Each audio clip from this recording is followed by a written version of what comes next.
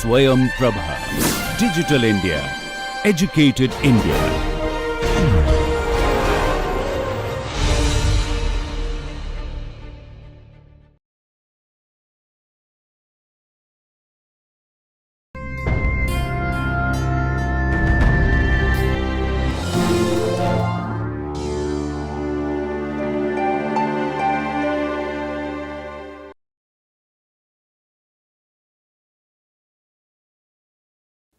What's new in the Patent Amendment Rules 2016? As we had already mentioned, the Patent Amendment Rules 2016 was the latest amendment to the rules that came into force. Earlier to that, the Patent Rules 2003 was amended many number of times, and all these amendments we had already mentioned makes it easy for the law to be changed wherever there is a requirement. We find that the 2016 amendment rules introduced many new things into the patent rules. We will find that for the first time we have the definition of startups mentioned in Rule 2. Rule 2 definition, Rule 2 FB defines a startup as an entity that has existence of less than 5 years from incorporation. Now, we use the word incorporation, we understand that the entity could either be a private limited company under the Companies Act or a registered firm registered under section 59 of the Partnership Act or under the Limited Liability Partnership Act 2002. Now, this gives a startup the status of a entity. So, individuals are excluded. We get this from the explanation 2 to the definition. Individuals are excluded, and similarly any kind of association of people which cannot come under these three categories will also be excluded. So, to claim a startup you need to be an incorporated entity, something which came into being by the force of law. Could be a company, could be a partnership firm, or it could be a LLP, a limited liability partnership. So, incorporation is important, and you will find from the definition that the status of a startup can exist only for 5 years. So, it is time bound and the 5 years start from the date of incorporation. That is the first requirement. The second requirement, the turnover in the last 5 years should be less than 25 crores of rupees. So, the turnover of that entity in the last 5 years should be less than 25 crores. If it exceeds 25 crores, then it ceases to be a startup. The third requirement is that the startup should be working towards innovation, development and commercialization of new products or processes. So, it is a requirement that it is working towards innovation, development, deployment or commercialization of new products, processes or services driven by technology or intellectual property. So, that is a part of the third requirement, that a startup should be driven by technology or intellectual property. So, if the entity is not doing anything pertaining to technology or intellectual property, then it may not be able to avail the status of a startup. Now, we will soon tell you how to avail this status, but this definition and the concept of a startup was introduced by the 2016 Amendment Act. The definition also tells us what will not qualify as a startup. For instance, if the product and services do not have the potential of commercialization, then that is not something which will be factored into the status of a startup. If the products are undifferentiated products and or services or processes, they are undifferentiated, there is nothing unique about them, it is what everybody else does, then again you will not get the status of a startup for the purposes of the Patents Act. And the product and processes with no or limited incremental value for customers or workflow would not be covered under this definition. So, the value that the company produces is either there is no value or limited incremental value for the customers or for the workflow. So, these are the instances. So, a startup status under the Patents Act is different from a normal startup status. For you to be a startup under the Patents Act, you need to be concentrating on sectors pertaining to technology or intellectual property. So, your products or services or processes should be driven by technology or by intellectual property. So, this differs, whereas a startup could also be for a social cause, a startup could be for anything. But under the Patents Act, the definition gives a clear meaning and it categorizes startups as being driven by technology or intellectual property. Now, explanation 1 tells us when the status of a startup will cease. Now, it goes beyond 5 years, as I already mentioned, the status of a startup will no longer be there, and if the turnover in any of the previous year exceeds 25 crores, then again it will not be entitled for a startup status. We saw that it should be less than 5 years from the date of incorporation, which means the entity came into being by a legal process of incorporating a company, registering a partnership firm or registering a limited liability partnership. Now, incorporation is important because the definition also tells us that you cannot form an entity by splitting up or reconstructing an existing business. So, if there is an existing business, you can't reconstruct it, reincorporate it in a new name and call it a startup, and you cannot split up an existing business. For instance, a big multinational company cannot now demerge or create a smaller entity and say that this is a startup, we should avail all the privileges of a startup. That cannot happen. Then the term turnover, we said the turnover should be less than 25 crores. It takes the meaning of the same word turnover under the Companies Act. So, there is a cross reference to the Companies Act 2013 for understanding what turnover means, and there is also some reference rates of foreign currency will be as stipulated by the Reserve Bank of India. So, if a foreign entity is claiming a startup status, so the similar test will be applied for the foreign entity. If you want to know turnover, if the sales are abroad, so you could use the same rates as stipulated by the Reserve Bank of India. Now, what does it mean to state that the entity is working towards innovation, development, deployment or commercialization of new products, process or services driven by technology or intellectual property? This is further explained in explanation 4, that it means that it aims to develop or commercialize a new product or a process or service or significantly improve existing product or process that will create or add value to the customers or workflow. Now, this kind of overlaps with the definition of an invention. The invention is normally granted for a new product or a process or an improved product or a process. These are the two large categories, broad categories for which inventions are granted patents. So, the status given to a startup is very similar to the definition of invention itself. So, the startup should be working on developing new products and processes, which is what inventions should be, or at least it should be significantly improving existing products and processes. Improvements can be filed as patents for existing inventions. So, these two categories are covered. Explanation also goes on to say that it should create value to customers or workflow, which is something kind of an utility requirement. So, the product that is patented has to be useful or it should be capable of industrial application. So, to that extent, explanation 4 maps over or overlaps with the definition of an invention itself. Now, how do you claim the status of a startup? If you are a startup, how do you claim that status? For that, there is a new form that has been introduced, that is Form 28.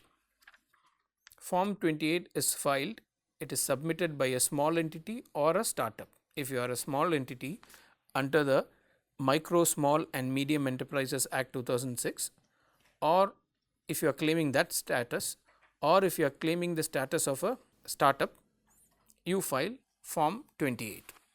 So, the requirement for claiming a startup also involves filing Form 28, and in Form 28 you have to give a document that will evidence the eligibility of a startup.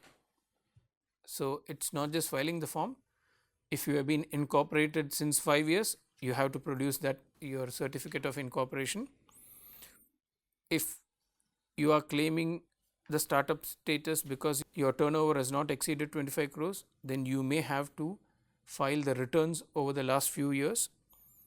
And similarly, if you have to show that you are working on areas driven by technology and intellectual property, you may have to produce some proof to that effect.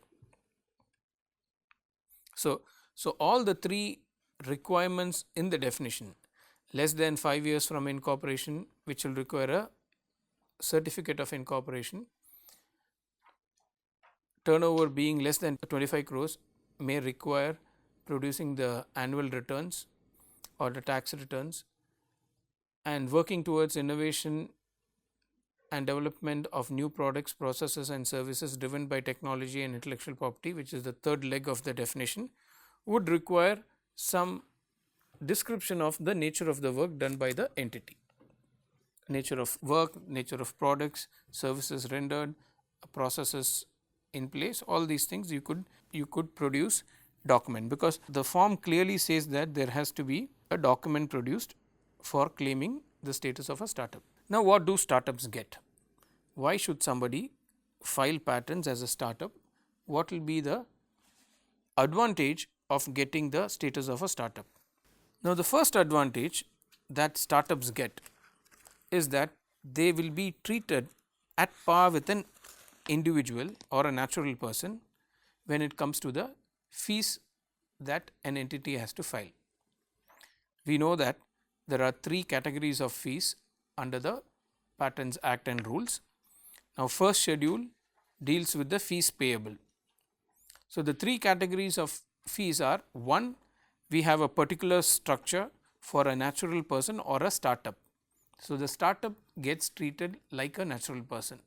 So, the fees are the lowest, you start with the lowest fee. If you are a small entity alone or with a natural person or a startup, so if you are filing it, anybody files with a small entity, then the fee is slightly higher. Now, just to give you the instance for e-filing, so we have a separate structure for e-filing and a different structure for physical filing, and e-filing is normally cheaper than physical filing. So, if a startup or a natural person makes a patent application under form 1, then he needs to pay 1600 rupees. Whereas, if an application is filed as a small entity, then the fee is 4000 rupees. That is the third category. Any other entity other than startup, a natural person or a small entity, which will include all big organizations, research organizations and corporations, then your fee is 8000 rupees. So, the first benefit a startup gets by filing an application using its status as a startup is it is entitled to a, despite being an incorporated entity, it is entitled to a reduced fee rate, and the fee rate is same as that of a natural person. That is the first advantage. The second advantage a startup can avail because of its status is that it can avail itself the privilege of an expedited examination. Expedited examination is where you can fast track your patent application. So, under Rule 24C, we will find that expedited examination can only be filed by an entity that is a startup. This privilege is not open for any other entity, but any other entity can avail expedited examination if it has indicated India as the competent international search authority or elected India as the international preliminary examination authority in the corresponding international application, which means that entity which is not a startup will have to file an international application choosing India either as the ISA, that is the International Searching Authority, or the IPEA, the International Preliminary Examination Authority. Now, we know that India became an International Search Authority and an International Preliminary Examination Authority recently. So, if you need to fast track your application, You could do that if you are a startup. If you are not a startup, then it means you need to file an international application. So, domestic applications, what we call applications filed in India alone, cannot be expedited if you are not a startup. It requires, to avail an expedited examination, it requires the entity to file an international application. The international application may be filed and claim the expedited status. They may expedite the examination and later on abandon the international application. It is completely left to what the entity wants to do, but expedited examination is only open for startups. Other entities will have to claim it in a different way, that is by filing an international application and choosing India as the ISA or the IPEA. The second thing that was introduced, by the 2016 amendment, was there was a change in the address of service. Now, under Rule 5, the applicants are required to furnish their email address and mobile number. So, this is a Rule 5 made a change to the way in which communications happen. So, every person concerned with any proceeding or every patentee shall furnish to the controller address including email address. Now, this was introduced by the new rules, and the proviso says the patent agent shall also be required to furnish to the controller a mobile number registered in India. So, the email address is of the clients, but the mobile number is for the patent agent. Now, leaving and serving documents. Rule 6 tells us about how to serve documents and how to leave documents when you are dealing with the patent office. Now, earlier courier service was an option open to sending communications to the patent office. That has now been removed. Courier service has now been removed. So, you can no longer send things to the patent office by way of courier. It has to be through post or registered post or speed post or electronic transmission duly authenticated. So, these are the ways in which you can do it. Courier service has been removed. That is a change that the 2016 Act introduced. 6(1)(a), 6(1) says the various ways in which you can do it. 6(1)(a) did create some controversy because it said that notwithstanding anything contained in Rule 1, a patent agent shall file, leave, make or give all documents only by electronic transmission duly authenticated. Now, duly authenticated means that the patent agent should have a digital signature with which he will do the electronic filing, including scanned copies of documents that are required to be submitted in original, provided that the original documents that are required to be submitted in original shall be submitted within a period of 15 days, failing which the documents would be deemed not to have been filed. You need to make a note there, that is another deeming provision under the Patents Act. We had already told you that there are various deeming provisions: deemed to have been abandoned, treated to be abandoned, treated as withdrawn. This is another deeming position. So, even if you make an electronic application, if you do not follow it by filing the physical documents, that the original documents physically, if you do not file them, send them by post, then it would be deemed that the application was not filed. So, one thing to note about electronic filing is that electronic filing is not electronic filing in the sense of its word. It means that it is an electronic filing followed by physical filing. And this issue came up because now if you are a patent agent, the only way you can file is electronic. So, to that extent there is now another layer the patent agents will have to go through, because the patent agent who were filing the applications physically will still have to file it physically within 15 days, but they also need to file it electronically. So, that is an extra thing that has been introduced. There is a new provision on condonation of delay or condoning delay. There is a petition for condoning delay. Now, the controller is given the power to condone delay in transmission and resubmitting of documents to the Patent Office. Now, period of condonation shall not exceed period of national emergency was in force or 6 months from the expiry of the prescribed period. Normally, if there is a national emergency and there could be a moratorium on doing certain acts, if there is a natural disaster or a calamity and people are not able to move around, or there is a power shutdown or blackout, in all these instances there can be cases where a delay in filing can be condoned. Now, the provision says that it shall not exceed the period of the emergency or 6 months from the expiry of the prescribed period. So, the details are given in Rule 6.6. There are some changes to the fees. We had mentioned that the new fee structure for startups were introduced. Apart from that, in Rule 7, which deals with fees, fees shall be deemed to be paid when post actually reach the controller. When the post actually reach the controller, that is the time fees is deemed to have been paid. This is in cases where the draft or a banker's check is sent by post. What this makes, when the banker's check or the draft actually reaches the controller, that is the point at which it is deemed to have been paid. There is an option of paying it either in cash at the patent office or through electronic means.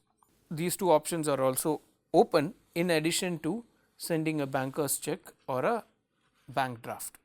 Another new aspect that was introduced in the rules by the 2016 amendments was, in case you paid excess fee for a same proceeding, it can now be returned. There is a provision by which there can be a refund. So, there is a provision for refunding excessive fees. This is upon the satisfaction of the controller that during the online filing process, the fee was paid more than once for the same proceeding. There is also a provision for refund of fees in case of a withdrawal of an application. You can withdraw an application any time after it is filed before the grant. Now, the withdrawal should be in respect of which there has been a request for examination. So, you have filed an application, you have made a request for examination, but the patent office has not issued the first statement of objection. Now, this is the point at which if you withdraw, then the fee will be refunded to you. If you withdraw the application after the first statement of objection is filed, then this provision will not apply. You will not get a refund. The reason being, the patent office has actually started working on your application.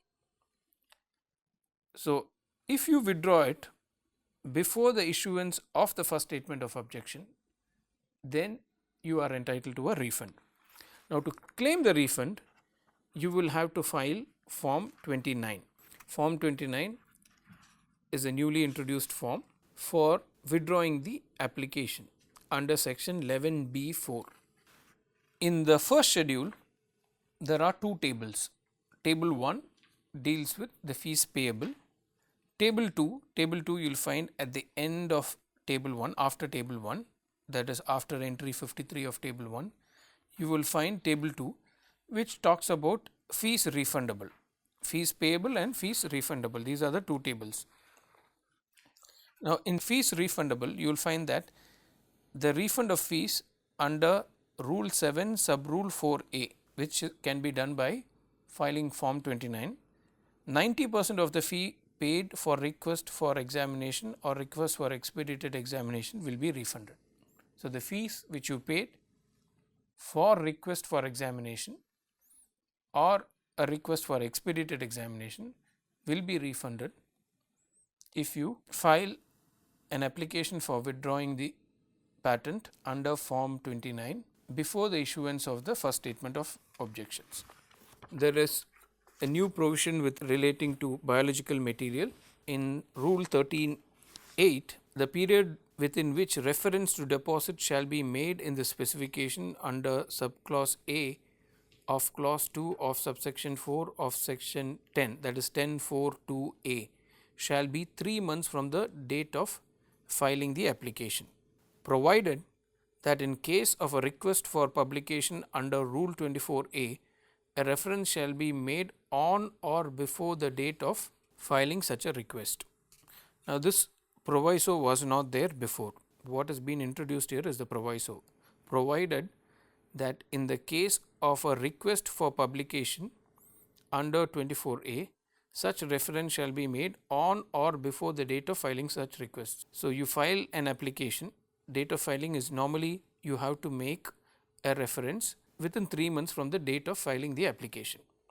Now, if you have made a request for publication wherein you want to expedite the publication quickly, then such reference shall be made on or before the date of filing such request. So, if I file an application in January, I am expected to make the reference to the deposit in the specification within 3 months from the date of filing the application. Now, if I do not do that, or if in Feb I take a publication under section 24A, I make a request for publication under 24A the next month itself, then before I make that request, I will have to make the reference. Normally, I have the 3-month period. The 3-month period gets shortened if I take a request for publication under Rule 24A. So, the proviso now says, if you want to expedite it quickly, if you want to publish the application, then the reference has to be made along with the request for publication. So, you could have a question where biological material is mentioned, and in this situation they say that of the choices that you have, the situation says that you are in a hurry to publish your application. So, you file a request for publication along with your application itself. So, in such cases, what should you do with regard to the reference? Choice A, you have 3 months from the date of filing. Choice B, you should have made the reference at the date of filing itself, and so on. So, depending on the problem, you would now have to answer this. Now, the question could also say that if Form 9 is filed in a case where involving biological material, then at what time or what is the period within which the reference to the deposit should be made. So, you just say Form 9 is filed, it should be along with Form 9 or along or before Form 9, after Form 9, 3 months after Form 9. So, only a person who knows this provision will be able to answer that. It has to be on or before filing Form 9. Okay. So, here it says request for publication, but you can make if the question is trickier, then you will just have this said. Should it be, one of the choices could be on or before filing Form 9.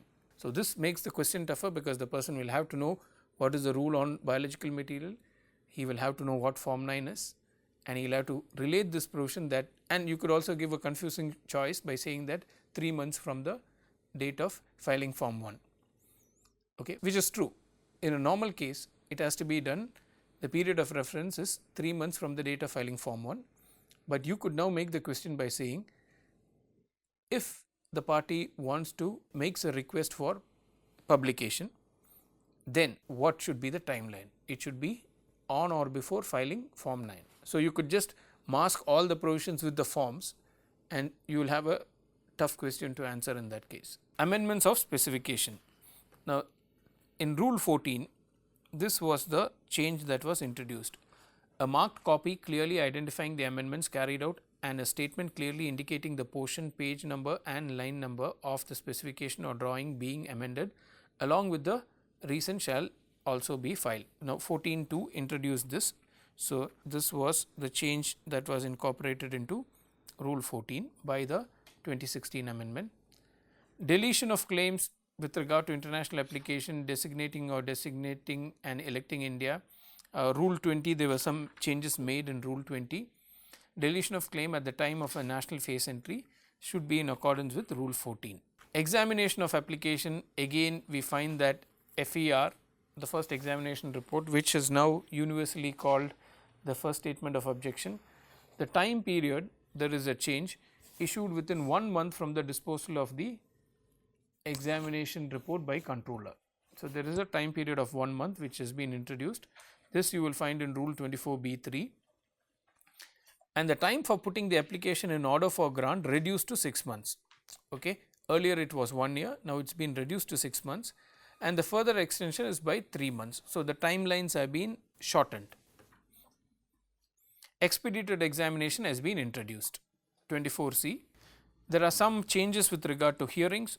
Rule 28 now allows for hearing through video conferencing. People who have been practicing in the patent office will be now aware of a new procedure where patents filed in any appropriate office are now taken up for examination in different offices. So, you may file an application in Chennai, but the examination process could happen in Delhi. So, to facilitate, it is not necessary that agents should physically be present during hearings. They have now brought in hearing through video conferencing. There is also a provision for filing relevant documents between 15 days from the date of hearing. So, you have a time period to file documents even after the hearing. So, that has been again introduced by the new rules. And for adjournment of hearings, Rule 129A, a request has to be made 3 days before the hearing. There cannot be more than 2 adjournments. An adjournment may not be for more than 30 days. This is again to streamline the procedure and to reduce the delay in the prosecution process. Scientific advisors. Rule 103A now introduces disqualification for inclusion in the role of scientific advisors.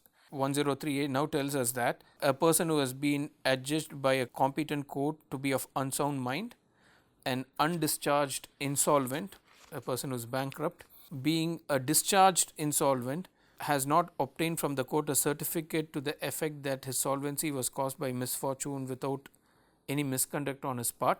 That is a third category. So, even if you are a discharged insolvent, but you have not got a certificate, a person convicted by a competent court, whether within or outside India, of an offence that to undergo a term of imprisonment unless the offence for which he has been convicted has been pardoned by the central government, or for guilty of professional misconduct.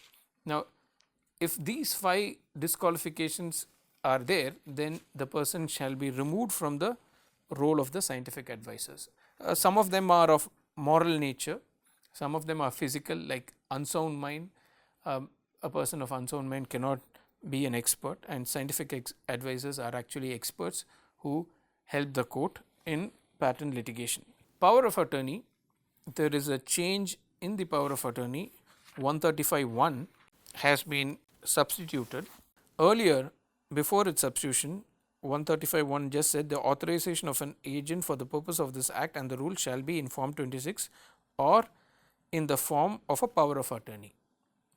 Now, it says shall be in Form 26 or in the form of a power of attorney within a period of 3 months from the date of filing the application or document, failing which no action shall be taken or such application for further proceeding till the deficiency is removed. Okay. So, the 3-month period has now been introduced, and this is important for us to understand because this may be used for filing patent applications and not processing them despite preserving the priority. Now, assume a hypothetical case where a person files a complete specification. He files the complete specification, everything is in order, he gets a number, he pays the fees, everything is done except for filing the power of attorney. Now, what does the Act say? In the other cases, we saw deeming provision would say deemed not to have been filed, deemed to have been abandoned, deemed to have been withdrawn, treated as withdrawn. This provision does not use any of that language. It does not say it will be abandoned, it will be treated as withdrawn. Rather, it says no action shall be taken till the deficiency is removed. So, the only penalty here is no action will be taken till the deficiency is removed. So, this could lead to applications being filed, and for whatever reason, if an applicant wants to keep his application in submarine mode is it does not get published for a long time. Normally, we know that after 18 months it has to be published. Say he wants to keep it unpublished for a longer time. This provision could be used, you can even say misused, if we go by the word meaning here. You need to file an application and not file your power of attorney. The application will be only acted upon when you remove the defect. The understanding is that your priority, everything else will be preserved, because once the patent office deems something to be abandoned or deemed to be not filed, like the provision that we saw, then the consequences can be different. So, the only consequence is no action will be taken till the deficiency is removed. There are a couple of forms. The form 1 has been amended, form 3 has been amended by the 2016 amendment rules, form 4 has seen some amendment, 13 has also seen some amendment, 18A has seen some amendment, 28 has seen some amendment. Form 29 is a new form which is for withdrawal of an application, and there is a connected refund if a person is eligible for it. And form 30 has also been introduced. Form 30 is a generic form which can be used wherever no form is prescribed.